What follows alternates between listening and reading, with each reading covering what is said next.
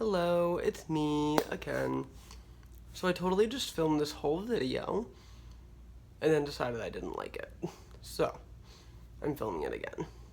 And this time I don't have the light on, so I don't look so yellow. I just have the light from the outside coming in. So, well, first off, before I get started, I got a bunch of highlights in my hair. I don't know if you can tell on camera. They're not super light, but I like them, and it's hard. I used to have black hair, so even when I'm lightening it, it doesn't lighten very quickly, and I didn't want to kill my hair, so I'm totally fine with the way that it turned out. But I just want to do an update on my CF. I know I've done plenty of those, and I know I just made one a week ago. Seems like what else is new? And there's not a whole lot new, but I don't know. I personally, for me, I want to keep track of this because it's nice to be able to look back, whether it's with CF stuff or just difficult stuff in general or whatever. It's nice to be able to look back and be like, oh, that's where I was, and I'm doing better, or I'm doing worse, or this is what helped, and I totally forgot that I should just keep doing that or whatever. So, and of course, I know there's people who watch my videos who, not a whole lot, but there's people who watch my videos who want to know how I'm doing, so I figure I'll make another CF update. I do plan on hopefully either later this week or maybe next week trying to make another video that doesn't have to do with CF, because I know I make a lot of those videos, and while a lot of the people that watch my videos like those videos, it can get kind of repetitive, and I want to talk about something else. But for today, I'm doing a CF up. Most things are the same from last week. I haven't done anything new with my medical insurance or my disability, because honestly, it just frustrated me so bad. I did not have the energy to deal with that last week, but I plan on figuring things out this week. A recap of my last video: I got a pill box that has Sunday through Saturday, morning and night, and I put all my pills in it, and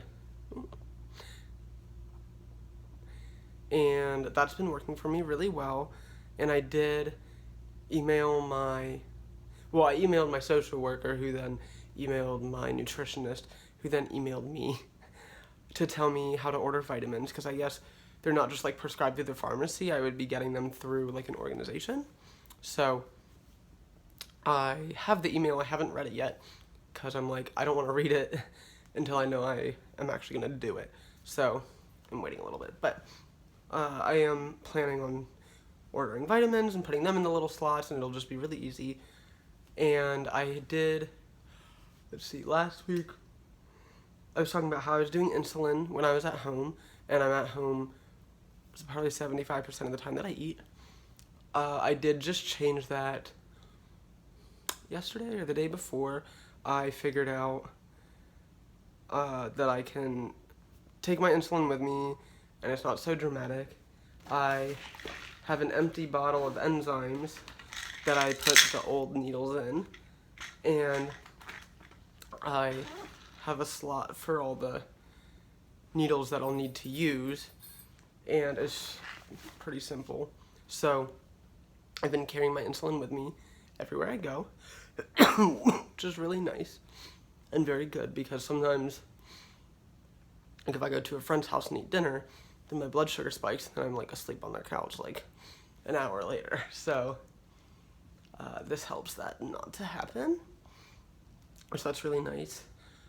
I've begun doing my nebulizers, not consistently, not anywhere close to consistently, but I still feel good that I have done them, because I don't think I've willingly at home done a nebulizer until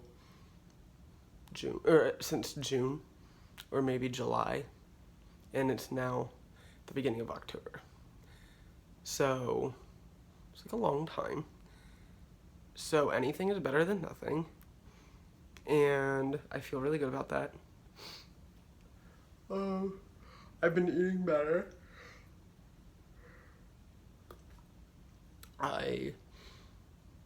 Because I think because I've been using my insulin and because I've been resting and all that stuff, I am hungry a lot, which is really good. I eat a lot. At least 2,000 calories a day, if not 3,000.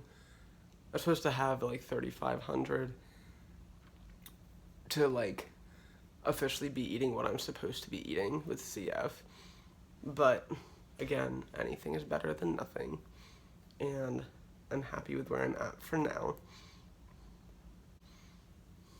And I have 3 nebulizer machines. I don't know how that happened because insurances hate me and hate giving out nebulizers. And normally, like, I remember when I was a kid, if my nebulizer, like, died, I'm pretty sure we had to bring the dead one in to either prove that it was dead or that they could, like, fix it and sell it to someone else or something. I don't remember. But I'm pretty sure we had to bring the dead nebulizer to the place where we get nebulizers.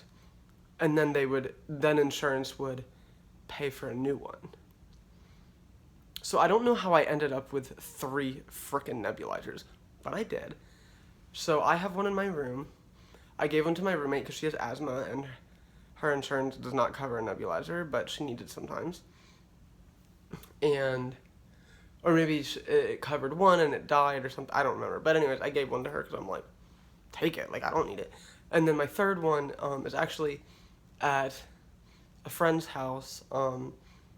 When we used to date, and when we were dating, every Friday I would spend the night at his house into Saturday. And so it just made sense to have one there in case I wanted to do my nebulizers. That way I only had to lug over the medicine and not the whole machine. But we broke up in June, and I still see him, we're still friends, but I don't spend every Friday with him. I don't think I've even been, I can't remember the last time I slept over at his house. So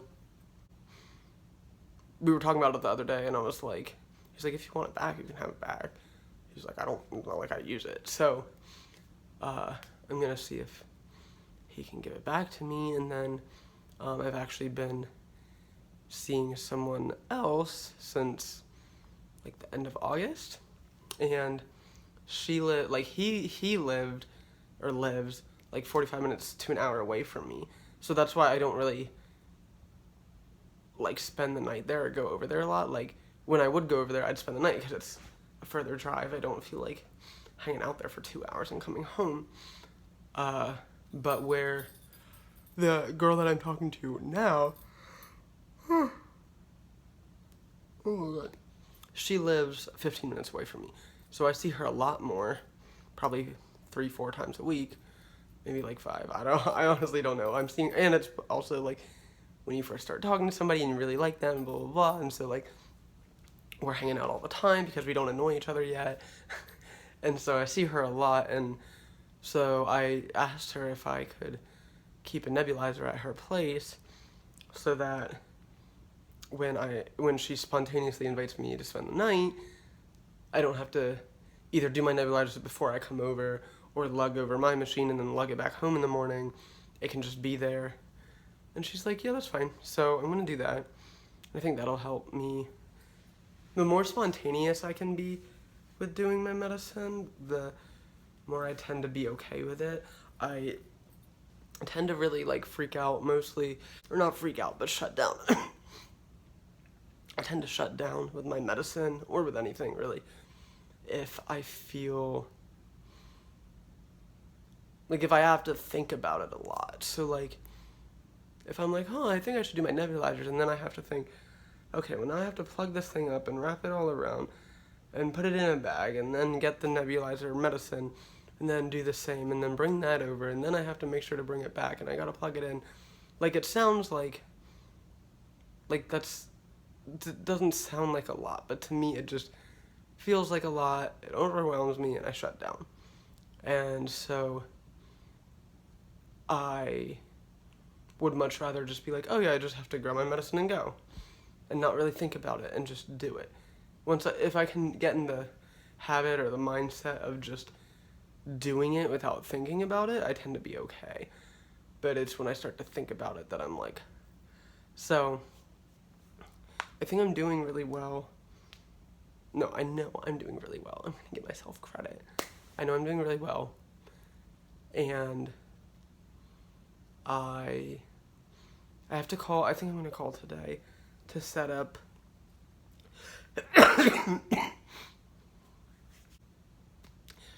my evaluation for my lung transplant.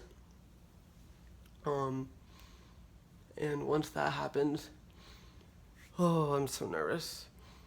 But we'll figure it out one step at a time. But yeah, see, I like this video. I'm looking at the time and it's about 11.5 minutes. And I'll have to like edit some out because I say the word 8,000 times in every video I ever make. But like the other video that I was making was like 27 minutes because I just kept rambling about stupid shit. So,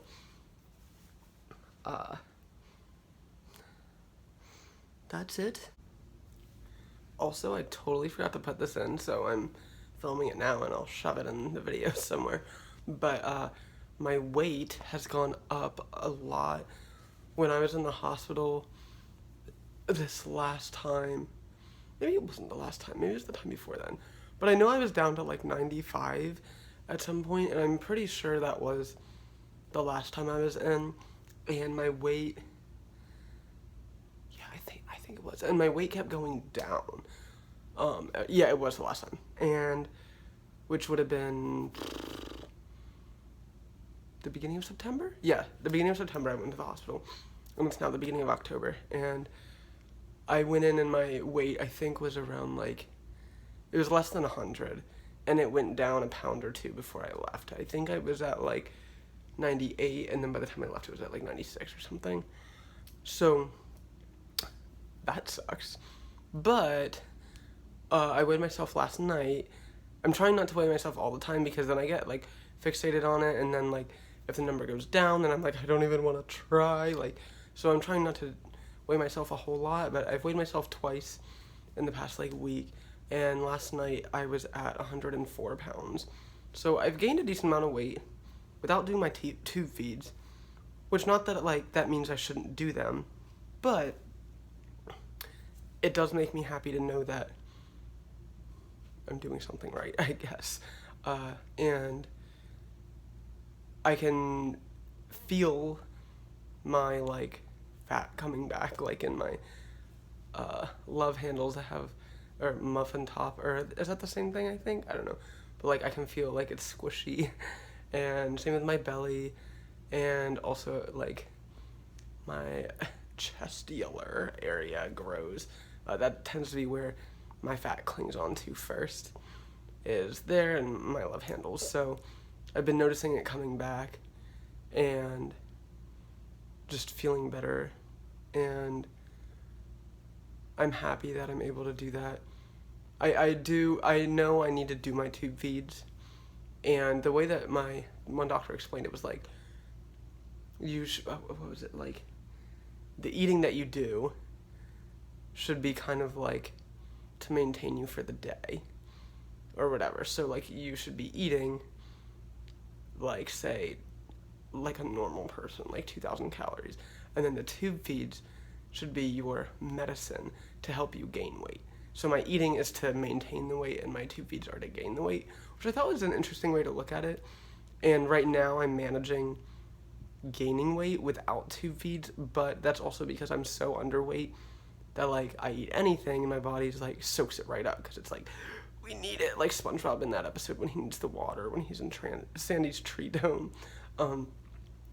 That's like my body at like any food, and I know, you know, once I get sick I'm gonna need more calories, and I'm also gonna probably lose a little bit of my appetite, and so it is gonna become an issue. It's not like that this is a permanent solution, but for the moment it's working, and I am putting my energy into other parts of my CF, and once I feel comfortable with that, I am going to start putting it into this, my tube feeds, but I know that's my last thing because that's my biggest, like, it just gives me so much, like, I don't know, but whatever. But anyways, I wanted to update you on that because I don't think I've talked about my weight very much, and I'm doing a lot better, and I'm eating, like, I know I'm eating a lot more. I'm eating 3 to 4 times a day, I'm eating continuously, I'm just doing a lot better, so I wanted to throw that in there.